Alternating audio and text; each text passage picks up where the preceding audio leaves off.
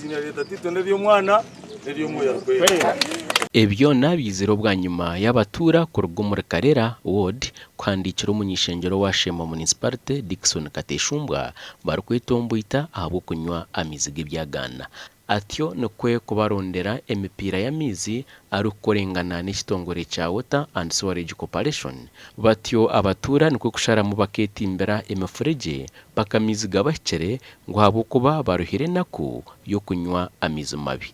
Okurubinga pipes kuziha kuriya national level uwe echo achikozere na nabagambi ngo twasekera umutaza downina ezitakagira konka kutukuziha yo government shangetine budget yo kutimba hatujya nkatukore burunju bwansi eje yarigire burunju bwansi obyabere tukakora mbona teji o tutimbe ehuru yo gukora burunju bwansi hati pipes zibeho member wa parliament arengu zarga kampara za kakumuya yagarka yazi yanita tukuziya na water tukazisya abantu ahibari konkana babantu batimba.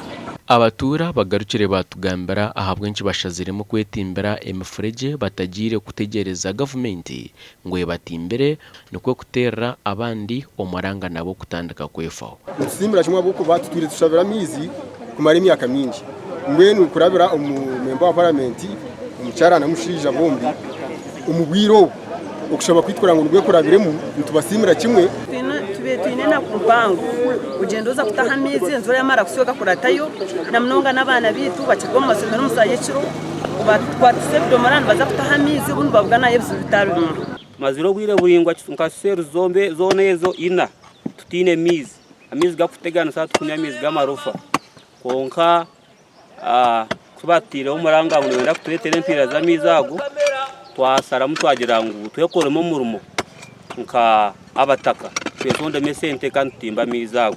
Obuheereza ebyaro ebirukuza kuganyirwamo n'ishomero rya government erya Karera Seed School niryija kutunga amizaga kandi omwaka oguhire ogwe byesente Sheema municipality yonka etungiremo kilomita 5 z'amizi marungi byona birukushakwa abebembezi babo bebembirwe abanyishengero. Tubentu gataha uko hanso mbizuba ebyensoro gaterami agargerguro mbibungo ngasuma tugakura tatugihayo.